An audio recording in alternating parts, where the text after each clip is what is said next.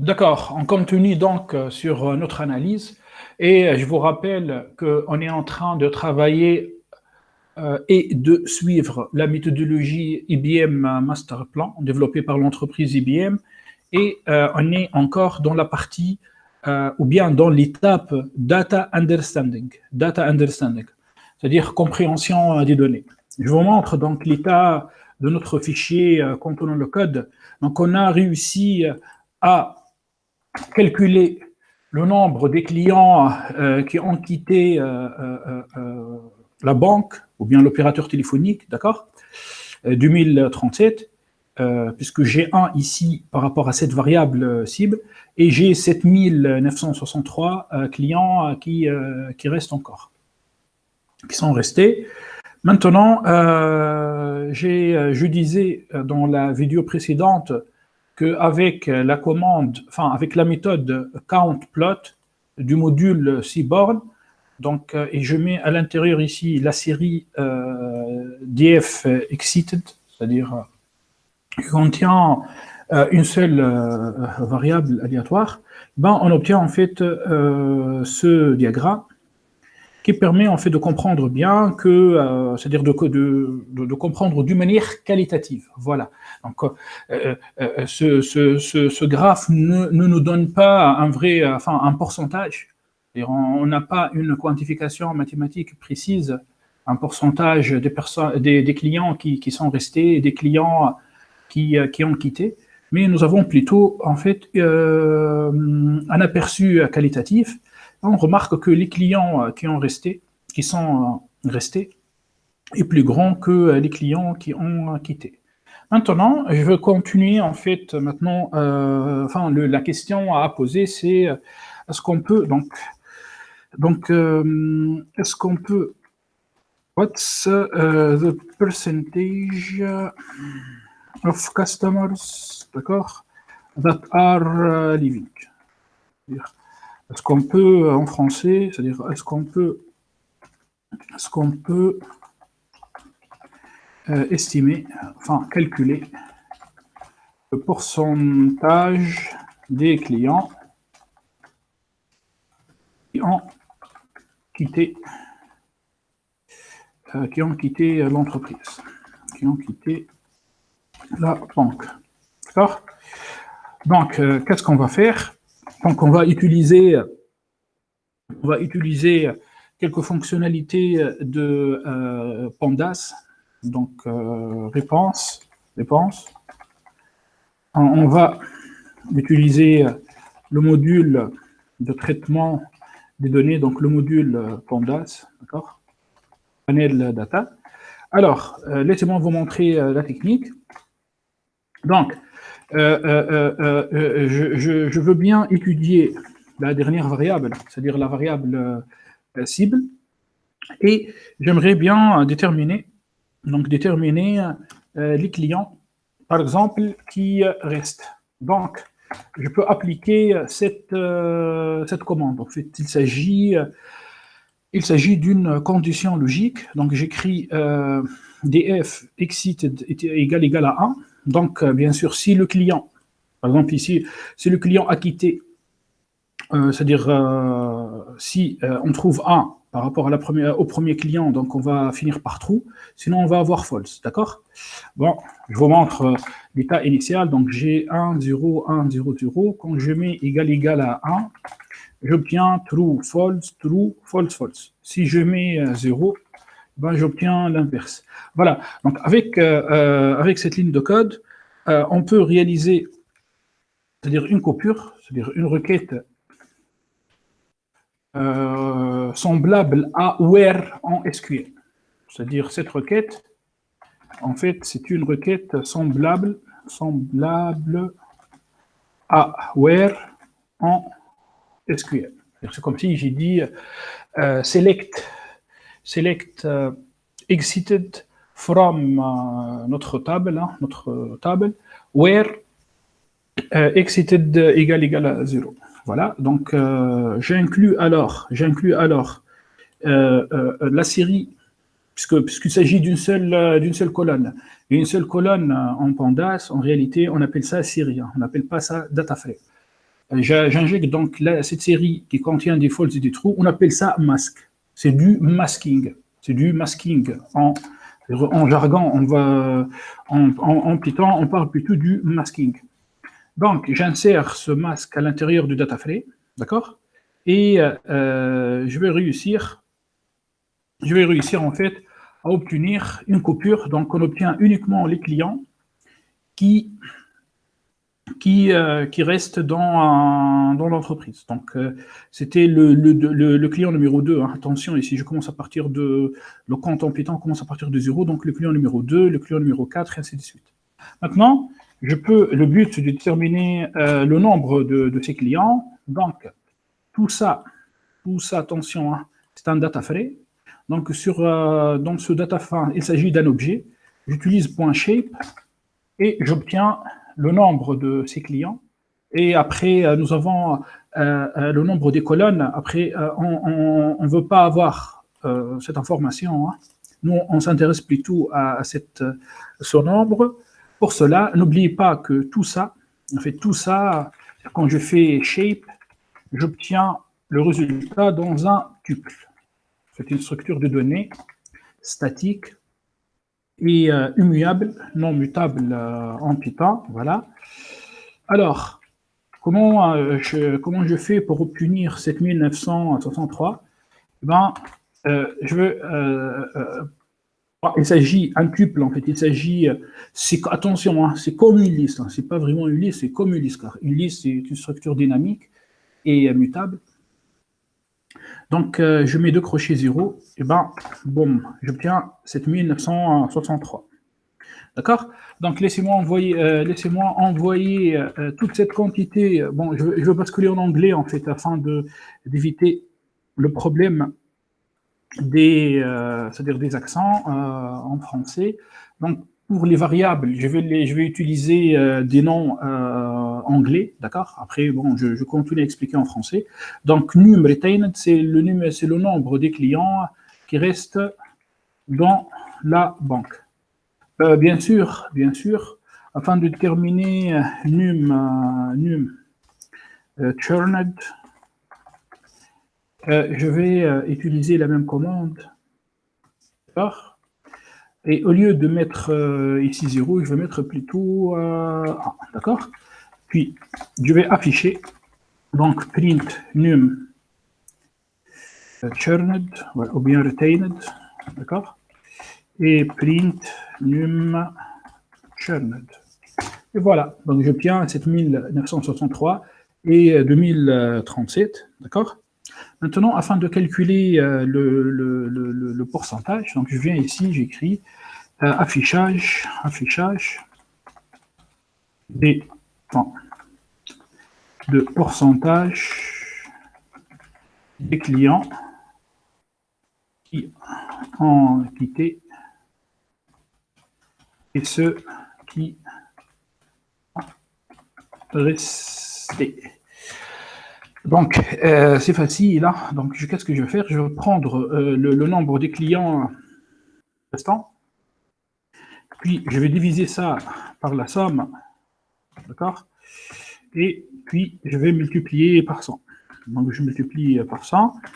Je ferai la même chose ici. Hein. Donc, je vais faire, je copie tout ça. Voilà, j'exécute. Donc, j'obtiens à peu près 80% et 20%. Enfin, 79,63% et 20,36%. Maintenant, on va ajouter quand même une option afin de faciliter l'affichage. Donc, on va ajouter un texte. Donc, je mets ici pourcentage. Je viens ici, je mets aussi pourcentage. Donc, j'obtiens ça. Et afin d'améliorer la représentation du code, on va dire pourcentage of customers stayed. D'accord? Et percentage with the... Bon, laissez-moi, je vais partir en fait un peu en bas. With company. Et là, je viens ici. Je peux dire percentage of customers left with the Pareil, je ferai la même chose ici. Donc, je vous explique le fonctionnement de la fonction print. Donc, print, en fait, est une fonction qu'on la trouve dans Python classique, c'est-à-dire qui vient avec le langage, c'est-à-dire développé depuis, depuis les années 90. Maintenant, print, qu'est-ce qu'elle va faire? Elle va en fait en réalité transformer ce résultat, c'est-à-dire ce float, en un string, une chaîne de caractères. Puis quand je mets ici une virgule, donc, et puis je mets une autre chaîne de caractères, donc on va obtenir ce comme si une concaténation. Une concaténation. D'accord? Donc j'exécute maintenant, et ben on obtient ces deux phrases qui expliquent bien l'état, enfin le pourcentage de deux clients. Donc c'est plus parlant. C'est-à-dire pour un data scientist, il doit quand même fournir des algorithmes, enfin des codes lisibles. Voilà, donc pour l'étude statistique vraiment qui a visé la variable cible. Maintenant, je veux en fait commencer à étudier plusieurs couples de variables, c'est-à-dire je vais prendre la variable cible et je vais étudier cette variable en fonction en fait d'une autre variable explicative. Par exemple, je viens ici, je vais écrire quantifiant l'effet, voilà l'effet du sexe sur la variable cible. C'est-à-dire on va en fait étudier la variable cible en fonction du sexe, donc gender. Donc j'utilise en fait la méthode countplot de Seaborg. Et puis dans X, je vais lui demander de travailler avec gender. En fait, je vous rappelle, donc il suffit de faire df columns et je vous rappelle que gender en fait c'est une colonne. C'est une colonne qui contient le sexe du client. Voilà, donc gender. Donc female ou bien male, d'accord? Puis j'écris HUE égale à exited, ok? Puis je spécifie le data frame, je mets un point virgule, j'exécute, et voilà. Bon, je vais dézoomer un peu. Donc j'obtiens en fait ce diagramme qui montre. C'est-à-dire, à partir de maintenant, l'analyse devient plus fine. Hein. On est en train de pousser notre analyse des données. Donc, cette partie du diagramme représente les femmes et cette partie représente les hommes. OK? Et puis, dans chaque partie, on voit les clients 0 qui sont restés et les clients qui ont quitté. Donc, qu'est-ce qu'on peut remarquer? On remarque en fait que le nombre des clients hommes est plus grand que celui des femmes. D'accord? Bon, voilà, comme ça, qualitativement, hein, elle est unie. Maintenant, il existe en fait une autre propriété hyper importante qu'on peut sortir à partir de la visualisation de ce count plot de Seaborg. En effet, malgré que les femmes sont minoritaires dans l'ensemble des données, eh ben, on remarque que le nombre des femmes qui ont quitté cette entreprise, cette banque, cet opérateur téléphonique, est plus grand que celui des hommes. Voilà.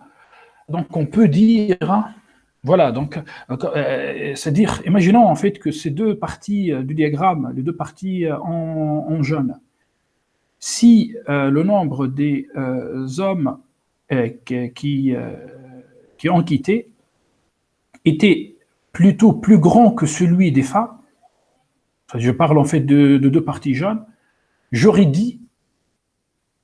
interprété différemment, c'est-à-dire en disant que je ne peux pas conclure, enfin avec des nombres, hein, en absolu, car il faut quand même calculer des pourcentages. Mais maintenant, une remarque vraiment hyper pertinente. Malgré que les femmes sont minoritaires, et ben, le nombre des femmes qui quittent est supérieur à celui des hommes. On peut dire, tiens, donc on peut remarquer que, on peut dire que le sexe des clients est une variable qui joue, une variable intéressante. Bon, laissez-nous en fait, laissez-moi écrire cette remarque. Donc, encore une autre fois, peut-être je suis en train de dire du n'importe quoi. N'oubliez pas que la partie feature engineering, c'est-à-dire préparation des données et compréhension des données, on est en train d'utiliser des techniques qualitatives, dire statistique qualitative, statistique descriptive. Alors, les résultats ne sont pas vraiment appuyés avec des modèles mathématiques. C'est-à-dire là, il n'y a pas des tests d'hypothèses statistiques. Je ne suis pas en train de travailler avec des métriques d'évaluation comme le R au carré ajusté, ou bien comme la matrice de confusion, l'accuracy, F1 score, la précision, ou bien le recall. Non. En fait, je suis en train de regarder mes données, voilà, dans la partie data understanding.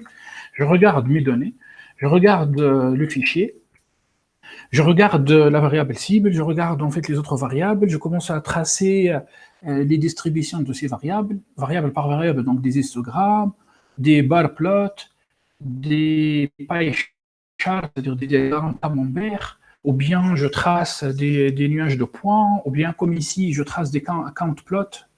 C'est une fonction c'est-à-dire très utilisée en C-born et qui permet vraiment de comprendre les liens cachés entre deux variables, mais je reste quand même sur des analyses qualitatives. Donc, là, je vais écrire. Alors, malgré que, enfin, on remarque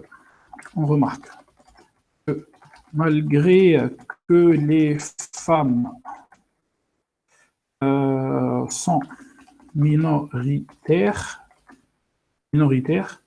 dans le lot des données, le nombre des femmes qui quittent est supérieur à celui des hommes. Bon, c'est-à-dire, est-ce que, voilà la question maintenant, est-ce que le sexe est une variable vraiment discriminante? Est-ce que c'est la variable sur laquelle on va baser notre analyse? Bien sûr que non. En fait, je suis en train de remarquer que le sexe est une variable importante, mais après, il existe en fait des techniques vraiment mathématiques. C'est-à-dire, je vais appliquer, par exemple, entre autres, l'algorithme Random Forest est un algorithme qui permet de faire de feature extraction. Il permet en fait de dire, tiens, cette variable est une variable importante, cette variable n'est pas une variable importante, et ainsi de suite. On peut aussi utiliser une ACP, analyse par composante principale. Les techniques d'analyse par analyse de composante principale permettent aussi de dire, tiens, cette variable est importante ou pas, vraiment mathématiquement. Il y a aussi des techniques d'analyse multidimensionnelle, analyse factorielle, c'est-à-dire analyse par correspondance multiple ou bien analyse factorielle. Voilà. Mais, ok, donc je continue. Maintenant, je vais m'intéresser plutôt à la variable géographie. Donc, je fais df géographie. Alors, je vous ai montré avec Unique, avec L-Unique, qu'il existe trois pays, la France, l'Espagne et l'Allemagne. Ok. Alors, on va utiliser la même commande, donc je vais dire sns.count, ok, puis x est égal à géographie, puis HIE égale exited, ok, puis data égale à df. Bon, donc je fais point virgule, shift entrée, et j'obtiens la même analyse enfin le même diagramme, mais entre géographie et exit, variable cible. Donc on voit bien qu'il y a beaucoup plus de Français, il y a beaucoup des clients français, puis on trouve il y a des clients espagnols, puis on trouve on trouve aussi les clients allemands. Donc si on trie, donc nous avons les clients français, le nombre des clients français est supérieur à celui d'espagnol et supérieur à celui des clients allemands. Maintenant, si on va regarder est-ce que la géographie est une variable intéressante, en effet, le nombre des Français est supérieur à celui des Espagnols, et ben, le nombre des clients français qui quittent est supérieur à celui des clients espagnols qui quittent aussi. Donc, on voit bien que les deux nombres, le nombre total et le nombre des clients qui quittent, vont dans le même sens. Donc, je ne peux pas vraiment tirer une analyse vraiment intéressante. Par contre, on voit que le nombre des clients allemands qui quittent est supérieur à celui des Français et des Espagnols. Malgré que le nombre total des Allemands est inférieur à celui des Français. Donc peut-être, on peut se dire, formuler cette conclusion. Encore une autre fois, peut-être. Hein, d'après ce que je suis en train de voir, le fait que tu sois allemand favorise ton churn, favorise ton désaxement des services de cette entreprise. Donc peut-être que si j'étais responsable dans cette banque ou bien dans cet opérateur téléphonique, j'aurais voilà, accordé une importance ou bien un intérêt plus marqué pour les clients allemands. Bien sûr, je regarde aussi mon profit par rapport à ces clients. C'est-à-dire si ces clients sont moins nombreux et que me ramènent beaucoup d'argent par rapport aux autres clients, donc je dois vraiment faire ou bien je dois peut-être retenir ces clients avec des campagnes de publicité et d'offres. Ok. Alors maintenant, voilà la question. Vous allez me dire, ok, c'est bien d'avoir un diagramme, enfin une représentation graphique, mais il est mieux vraiment de déterminer vraiment les vrais nombres des Français, des Français qui restent, qui quittent, des Espagnols, et ainsi de suite. À cet égard, on va en fait revenir à Pandas. Donc, je vais utiliser Pandas Crosstab, d'accord? Puis, je vais mettre géographie,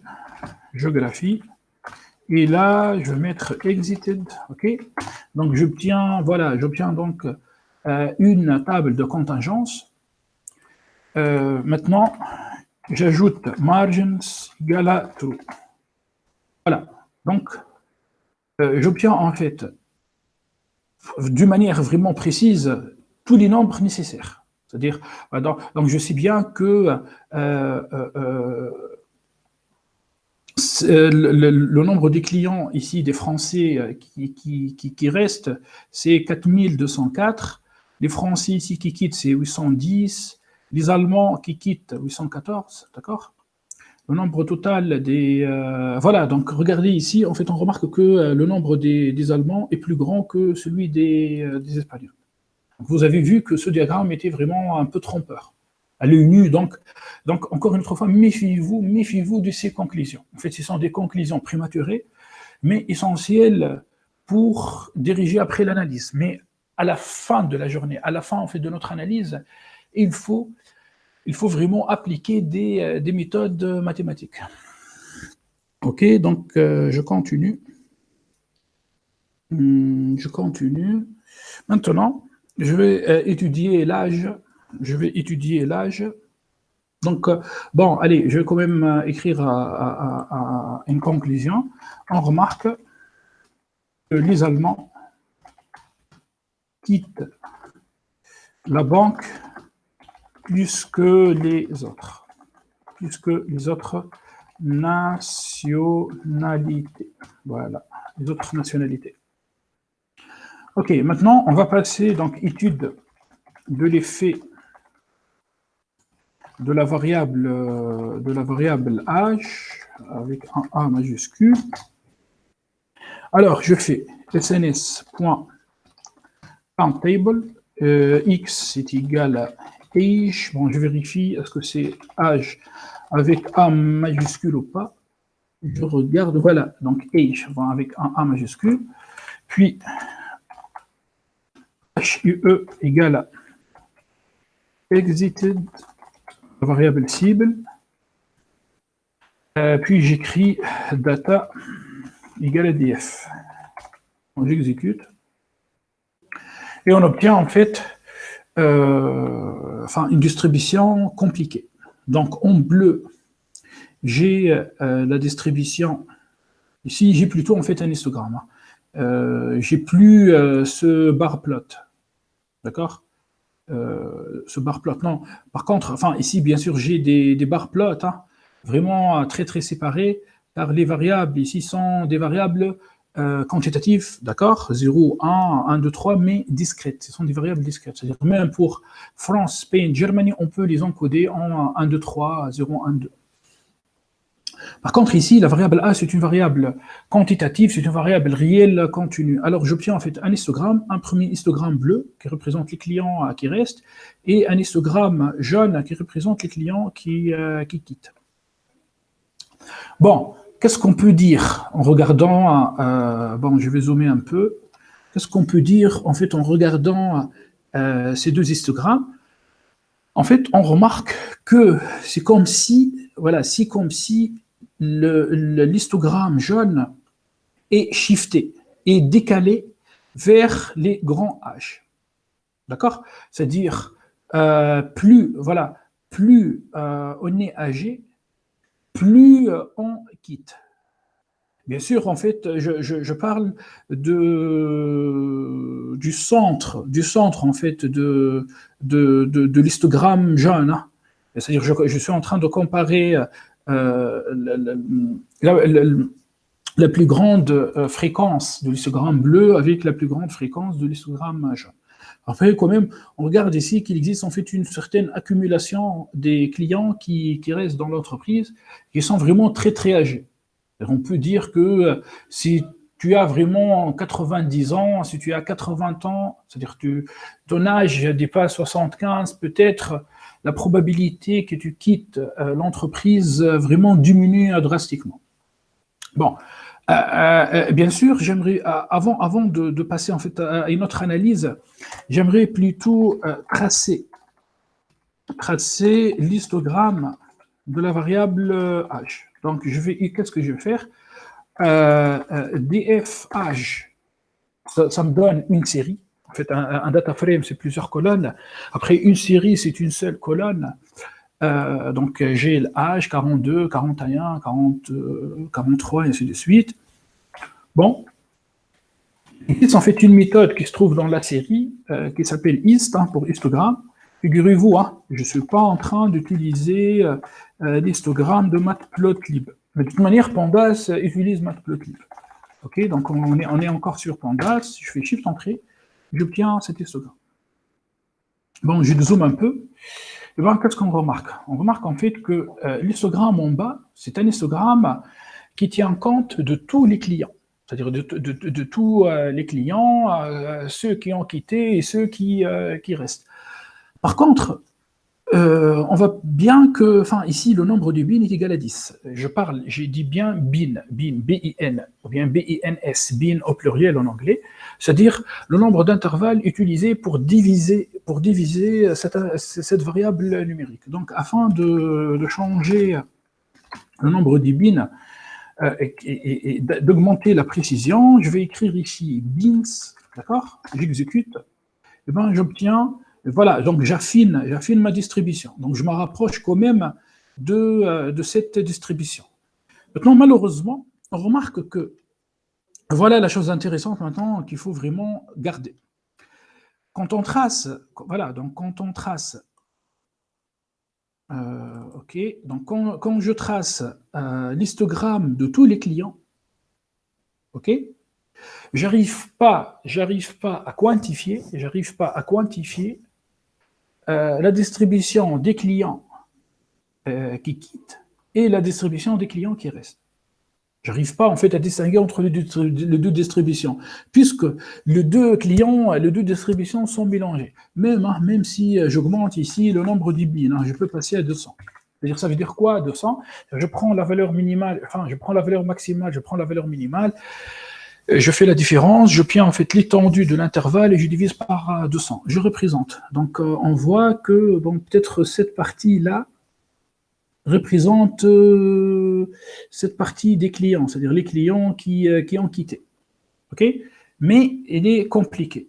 À cet égard, il est hyper intéressant, il est très, très important, vraiment de travailler.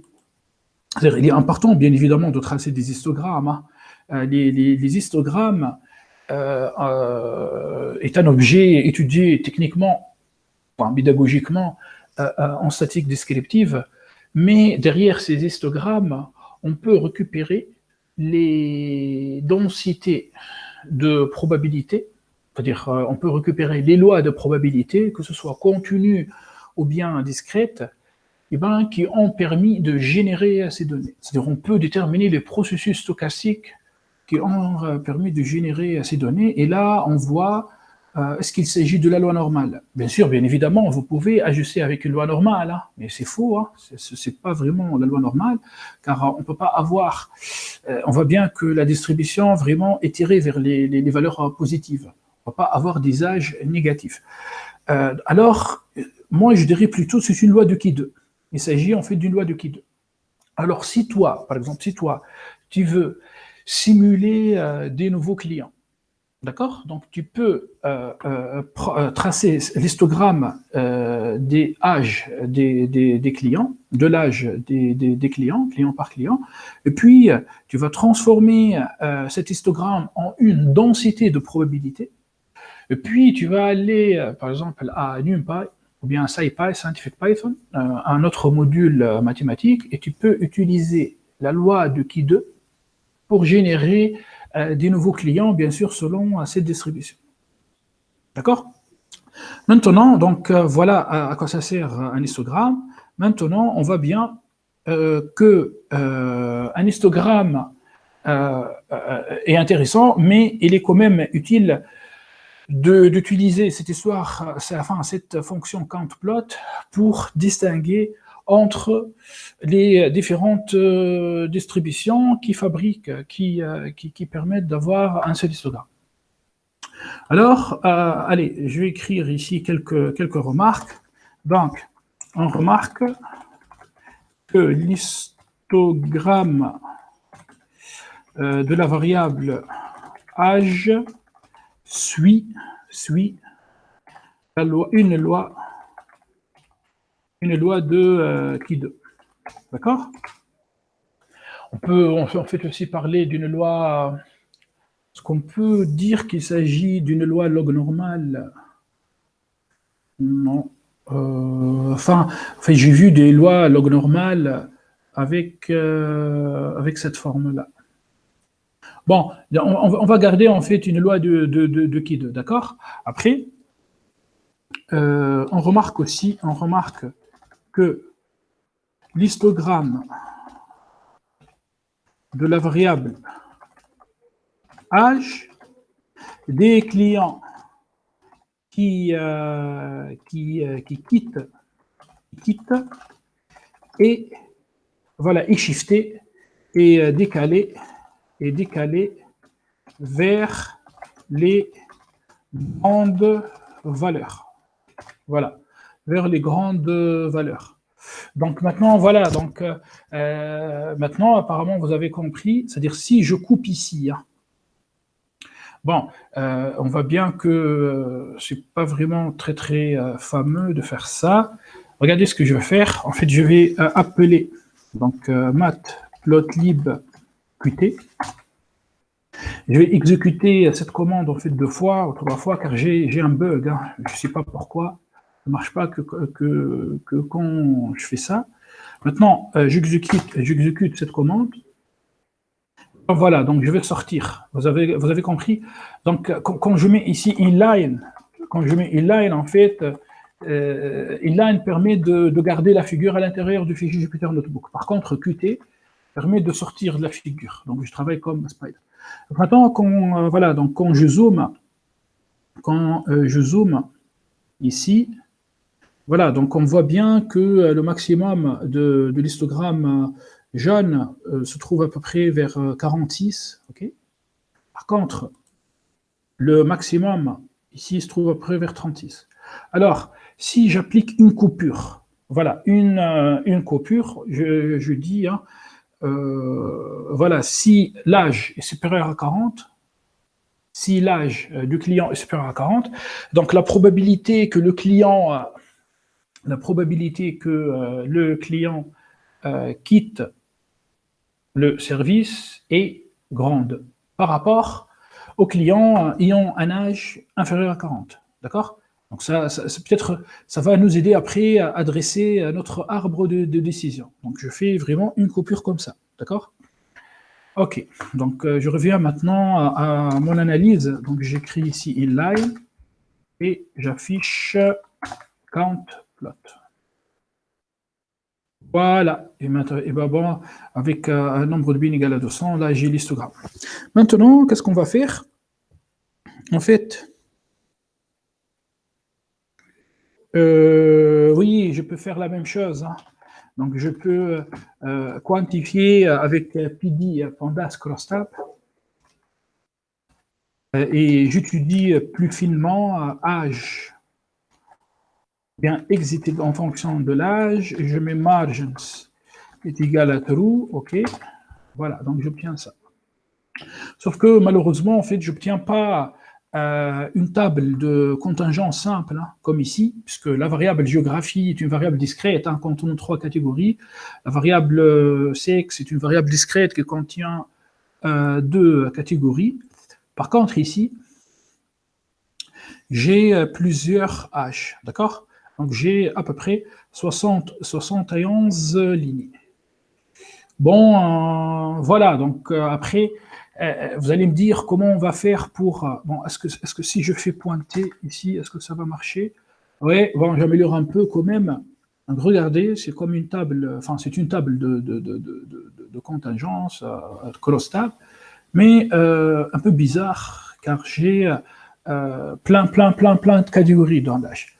Donc, on peut bien sûr regrouper, bien sûr, vous pouvez regarder votre cours de statistique descriptive, et dans ces cours, vous allez trouver des paragraphes où on vous explique comment on transforme une variable réelle continue vers une variable discrète, c'est-à-dire en introduisant des intervalles, des bits. Hein, je ne veux pas faire ça aujourd'hui, juste je vous ai montré l'utilité de cette analyse. Maintenant, je veux passer à la variable has a credit card, donc étude de la variable. Déjà, ça s'appelle quoi cette variable? df.columns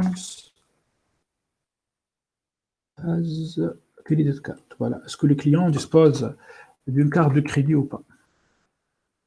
Donc, CNS count plot x has credit card HUE égale à exited, ok, puis data est égal à df. Donc, je dézoome un peu. Bon, ici, on voit que la majorité des clients disposent d'une carte de crédit. Voilà, donc carte de has a credit card, c'est 1 ou 0, bien sûr. 1, si toi tu disposes d'une carte de crédit. 0, si toi tu ne disposes pas d'une carte de crédit bancaire. Donc, on voit bien que le nombre de clients qui disposent d'une carte de crédit est plus grand que celui des clients qui ne disposent pas d'une carte de crédit. Et le nombre de clients qui quittent va dans le même sens, donc on ne peut pas vraiment adresser une conclusion. Même qualitative. Moi, je trouve personnellement ici, enfin, si vous avez si vous êtes en train de remarquer des choses plus intéressantes, vous êtes en train de voir des choses, merci de les mettre dans les commentaires en dessous de cette vidéo. Je serai très content de discuter avec vous. Maintenant, je fais cross-tab D'accord, DF has credit card, DF exited et margins comme d'hab égale à true. Bon, je laisse un espace ici et voilà. Donc voilà, nous avons 7055 devant 2945. D'accord, d'accord. Maintenant, voilà, donc on ne peut pas dresser vraiment des conclusions. Je passe maintenant à la variable isActiveMember, donc étude la variable isActiveMember. Ok. Donc je ne veux pas perdre du temps, je vais faire ça directement. Tac. isActiveMember, puis j'utilise SNS CountPlot.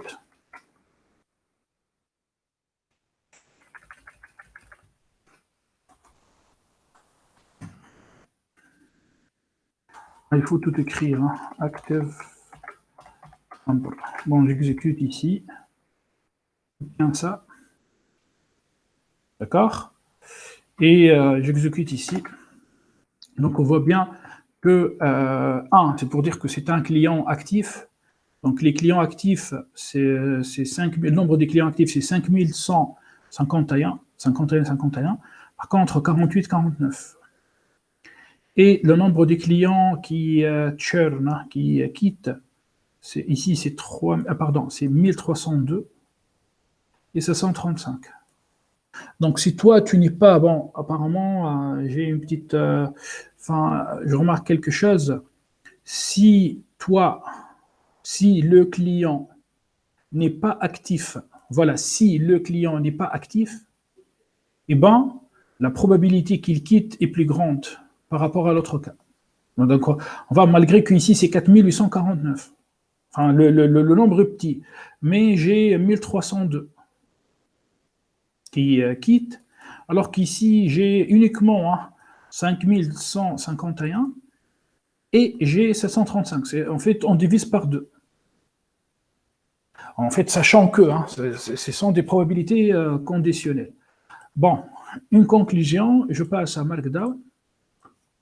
Donc, vous voyez, en fait, la compréhension des données est une étape hyper importante, c'est-à-dire dans le cycle de l'analyse des données. Et il faut vraiment étudier les différentes variables d'un point de vue qualitatif en traçant les histogrammes. Puis on va passer à une étude quantitative, c'est-à-dire en regardant les différents pourcentages des catégories à l'intérieur de ces variables. Et puis, on commence à étudier le croisement de deux variables. Enfin, croisement de 3 variables, il faut tracer en 3D, avec des nuages de points. On n'a pas encore fait ça. On va le faire avec une seule commande pandas. Et puis, en fait, puis à un moment donné, on va dire, tiens, cette variable est très importante, cette variable n'est pas importante. Et à la fin, quand on applique nos modèles mathématiques et nos algorithmes informatiques, on va dire, tiens, on avait raison. Et on avait raison en fait de dire, tiens, que cette variable est une variable importante ou pas. Donc, l'idée, alors, ce n'est pas de collecter des données, ou bien d'avoir des fichiers plats venant du processus BI, et boum, de passer ces données directement sur des modèles, sur des boîtes noires, maintenant avec scikit-learn, comme la plupart des data scientists autoproclamés. C'est-à-dire, le gars, il fait 2 mois de formation sur YouTube, il regarde 2 vidéos sur YouTube, puis il va écrire sur son compte LinkedIn, je suis data scientist senior, recrutez-moi. Non. En fait, donc, je suis en train de travailler d'une manière lente pour vous montrer qu'il faut vraiment prendre son temps et regarder les variables et les différentes distributions par distribution. Ok, donc on va dire ici que on remarque que si le client n'est pas actif, alors il risque de quitter le service, il risque plus de quitter le service qu'un client actif. Voilà. Bon, maintenant, vous allez me dire, voilà, c'est trop long, hein, on est en train de perdre du temps, hein, on est en train de regarder les différentes distributions par distribution. Est-ce qu'existe-t-il en fait une technique, c'est-à-dire des commandes en Python, du code qui permet vraiment d'obtenir vraiment toutes les variables, mais vraiment toutes les variables numériques en même temps? Eh bien, ça existe.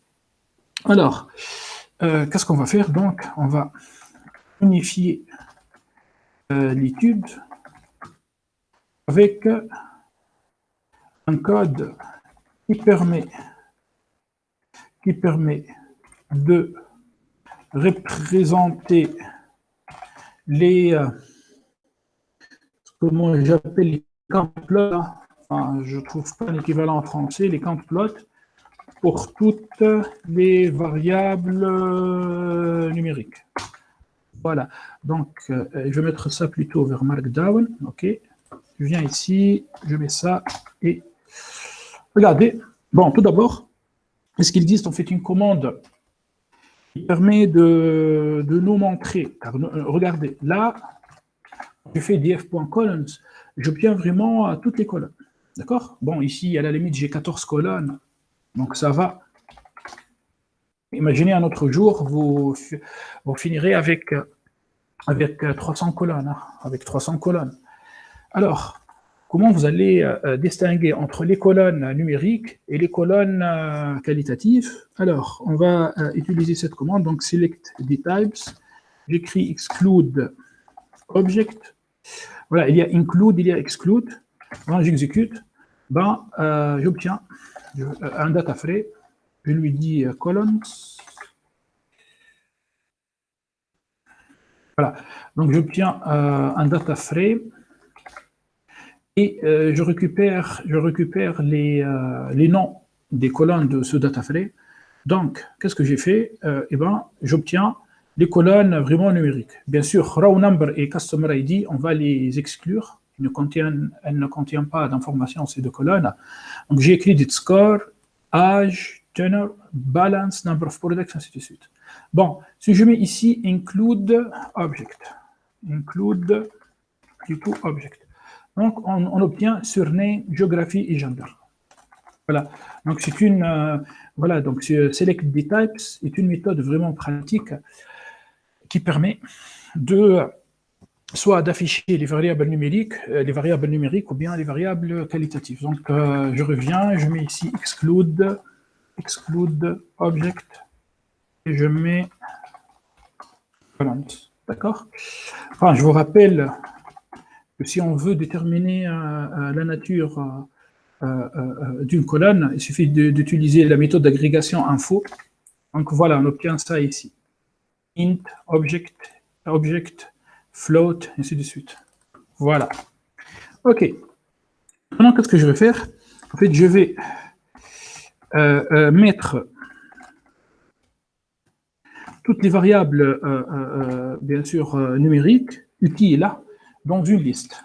Donc ça, c'est une liste. Hein. Quand je fais type numerical features, j'obtiens une liste. Hein. C'est une structure de données dynamique, mutable. Donc ce n'est pas comme un tableau en C.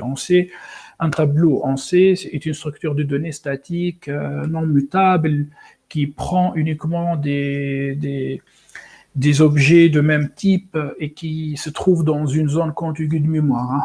Une liste permet de magasiner des objets, des valeurs, mais avec une manière un peu plus délicate. Bon, ce n'est pas un cours de Python, langage de programmation, mais quand même, il faut faire la différence. Il ne faut pas dire des conneries.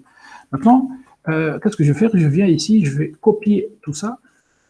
Donc, je m'arrête à... je viens ici, je copie tout ça, d'accord? OK, je fais CTRL-C. CTRL V. Voilà. Donc j'exécute. J'ai ma liste, d'accord?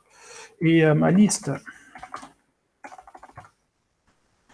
dans ma liste, voilà, contient 8 variables numériques, d'accord? Allez, alors, donc, je vais utiliser matplotlib, hein, donc je lui dis matplotlib, donc plt, subplots, puis on va tracer 8 figures. Donc, on veut tracer, en fait, ces 8 figures sur 4 lignes et 2 colonnes. Donc, je lui dis 4, 2. Voilà, 4 lignes, 2 colonnes, donc 8 figures. Puis, je fixe le format, donc fix size, et je lui dis, par exemple, 28, 16. Bon, j'ai préparé ce code comme ça. B, OK, je viens ici. Je vais envoyer la sortie de cette fonction. C'est un tuple là, vers fig et axe. D'accord? Puis je viens ici. Je lui dis df. Donc, df exited, ça permet de récupérer la variable cible, égale à 0. En fait, c'est une coupure. Je mets ce masque. Je mets ce masque à l'intérieur du data frame.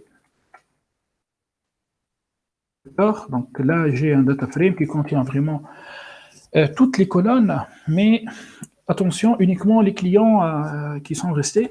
Puis à l'intérieur du deuxième crochet, je lui dis numerical features. Alors, numerical feature ici, c'est une liste, c'est un objet itérable. Alors, Python va comprendre que nous, on veut faire une sélection, donc on va uniquement afficher les variables numériques. Puis, j'utilise ist, bins est égal à 20, par exemple, donc je vais biner sur 20, et axe est égal à axe. C'est-à-dire j'utilise le même axe qu'ici. Bon, je vais répéter ça pour les clients qui ont quitté, et je mets un point virgule et j'exécute. Et voilà, on réussit en fait à unifier, c'est-à-dire à obtenir toutes ces distributions. Ou bien, entre autres, hein, cette distribution, par exemple, âge, vraiment toutes les distributions en même temps. Âge, balance, credit score, estimated salary, has a card, is activated number, ainsi de suite. Bon, peut-être c'est un peu limite d'un point de vue visualisation pour vous, donc je vais utiliser matplotlib. Bon, j'exécute ça 3 fois. J'ai un bug. Et boum, voilà. Donc nous avons réussi à afficher 8 figures en même temps. Et on peut par exemple, on peut zoomer. Hein. Je peux zoomer sur H. Je peux zoomer sur Credit Score. Je peux zoomer sur Estimated Salary. Bon, je peux revenir à l'état initial. Bon, par exemple, si je regarde Estimated Salary, on voit que peu importe le salaire du client, eh ben, ça ne joue pas. C'est-à-dire, on voit que si ton salaire est faible, eh ben, les clients, enfin, là, je parle en fait de la proportion, hein, c'est-à-dire le nombre des clients qui ont quitté divisé par le nombre total des clients. En fait, en bleu, là, attention, c'est les clients qui restent. On voit que le nombre des clients qui quittent est presque identique. D'accord? Donc, le salaire ne joue pas vraiment. Les active members, on a fait l'analyse. Ici, on regarde Turner. En fait, on voit que ici, il y a un faible nombre de clients. Pareil pour les clients qui quittent, hein, c'est normal. Puis, quand le nombre de clients augmente, ben, ça augmente, puis ça reste constant. Le nombre de clients qui churn, qui sort de l'entreprise. Pour number of product, peut-être si je trace cet histogramme, c'est-à-dire si je fais l'étude avec number of product, peut-être je vais remarquer que les clients, par exemple là j'ai un 1, j'espère que vous êtes en train de voir. Alors, Donc, quand le client, c'est-à-dire, a l'habitude de consommer un seul produit de notre service, que ce soit bancaire ou téléphonique, eh ben, la probabilité de quitter l'entreprise est grande. Et, surtout, elle est plus grande que, par rapport aux clients qui consomment déjà 2 produits, 3 produits, 4 produits. Donc là, les 4 produits, on voit que c'est presque. Enfin, il y a vraiment peu de clients qui quittent, hein. Attendez. Donc, il y a 60 clients. D'accord?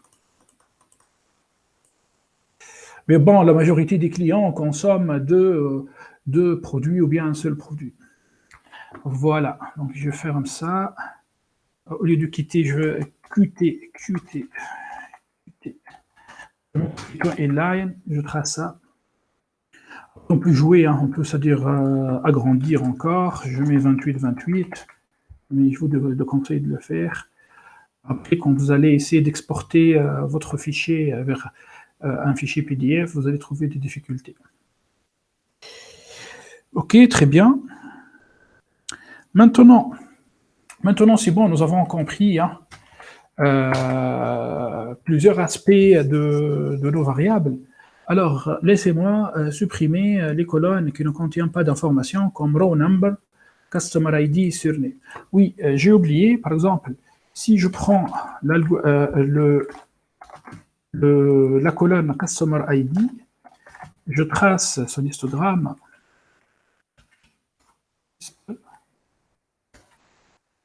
Bon, qu'est-ce qu'on remarque? On remarque qu'en fait, j'ai une distribution qui vous rappelle bien évidemment une loi uniforme continue.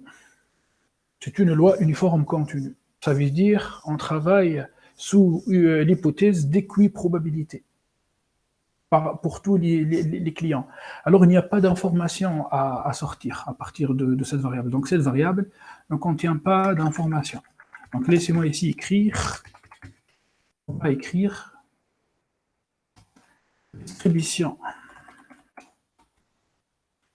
de la clé primaire suit une loi uniforme continue. Donc, sous l'hypothèse, bon, cette loi fonctionne sous l'hypothèse d'équiprobabilité, on ne peut pas faire beaucoup d'informations. En fait, peut-être on ne peut pas extraire, enfin, aucune information, hein, aucune information. Bon, donc ça, c'était pour DF Customer ID. Maintenant, si je fais la même chose pour la première colonne, row number,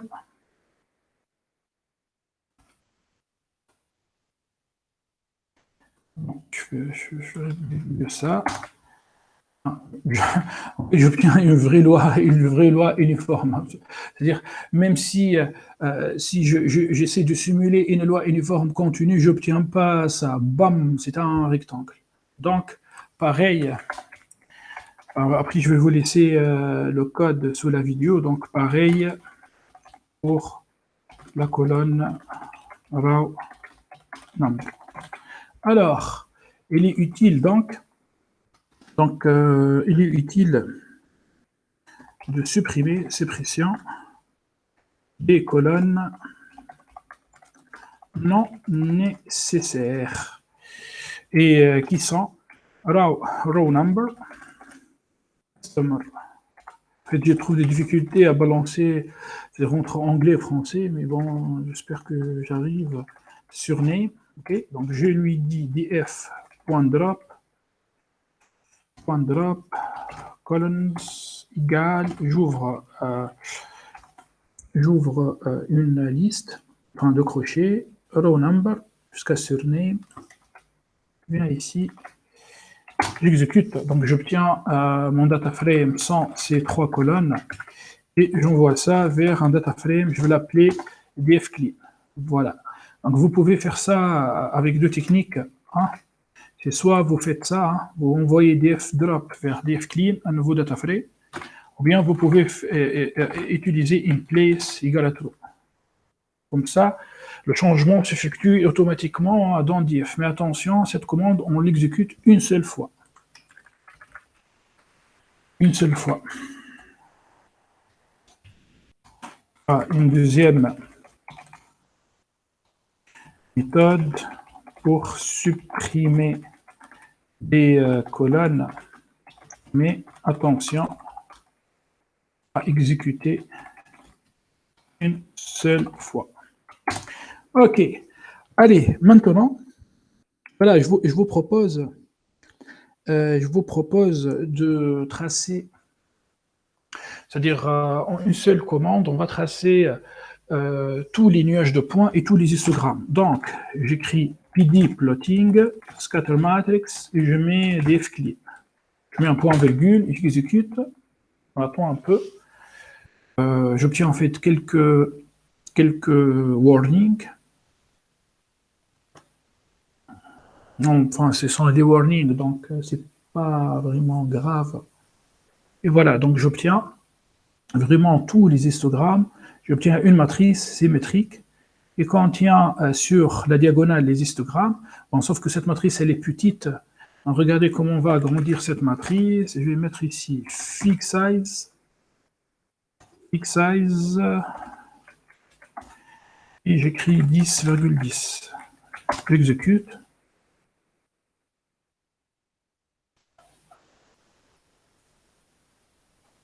Quand même, là on parle de 10 000 clients, donc c'est un peu lent.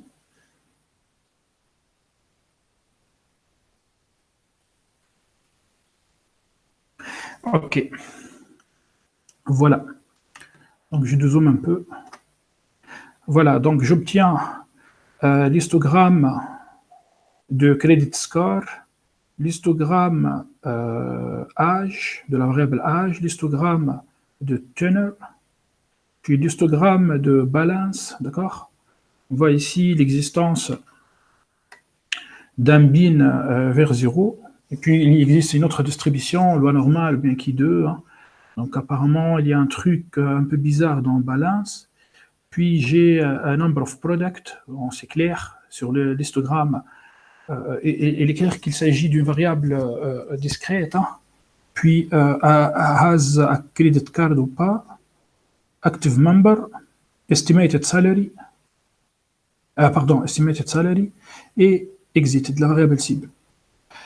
Et la chose intéressante, que sur les éléments extra-diagonaux, on trouve, en fait, il s'agit d'une matrice symétrique, hein, c'est une matrice symétrique.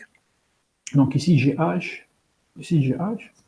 Donc là, c'est un nuage de points entre credit score et H. Donc on peut dire, j'ai le credit score en fonction, credit score dans l'axe des Y en fonction de l'âge à l'axe des X. Bien, je dis ici, j'ai l'âge dans l'axe des Y en fonction de credit score à l'axe des X. Vice-versa. Bien sûr, c'est bien d'avoir déjà ce résultat. Bon, ici, on peut dire qu'il n'y a pas de corrélation entre credit score et âge. Quand on trouve un nuage de points comme ça, entassé au milieu, il n'y a pas de tendance. Bon, laissez-moi quand même venir ici et je vais ajouter en fait une option, enfin une commande, voilà, une partie du code C égale df exited. Donc, on va voir le résultat.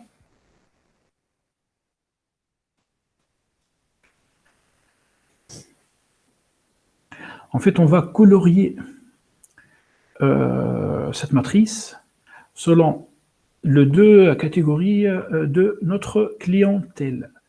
Ah, c'est quand même mieux, hein. C'est plus clair.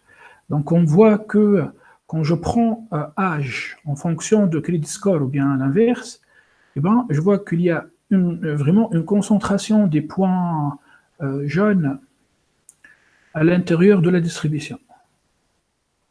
Bien sûr, points jaunes, donc les clients, les points jaunes, c'est-à-dire que si je regarde ici, les points jaunes, ce sont les clients qui restent. Les clients, non, pardon, les clients qui quittent, 1, exited 1, donc les clients qui quittent.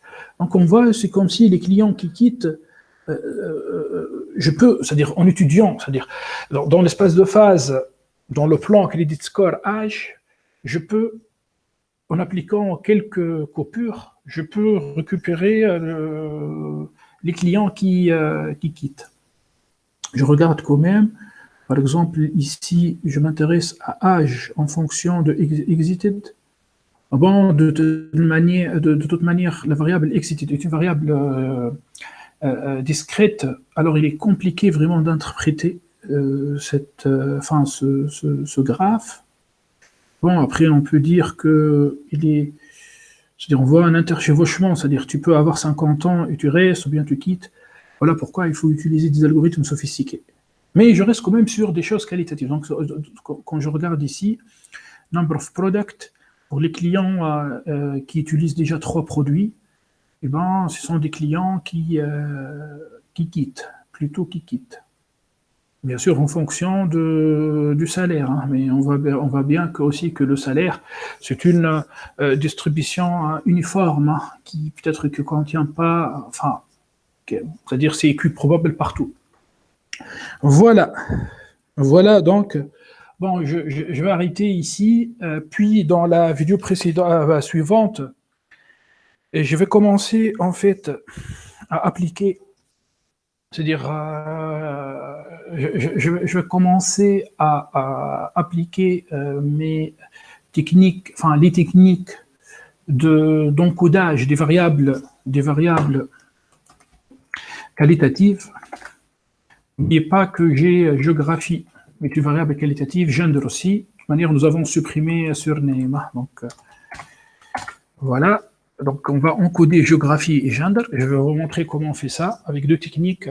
Il existe plusieurs techniques, mais on va utiliser ces deux techniques. One hot encoding et label encoder. Puis j'essaierai à la fin de la vidéo prochaine de commencer la partie modélisation. Voilà, donc avant de quitter, je continue, voilà, enfin, je vous rappelle quand même que je suis en train de travailler sur la partie compréhension des données. Après, on va commencer à préparer ces données pour faire une modélisation. Voilà.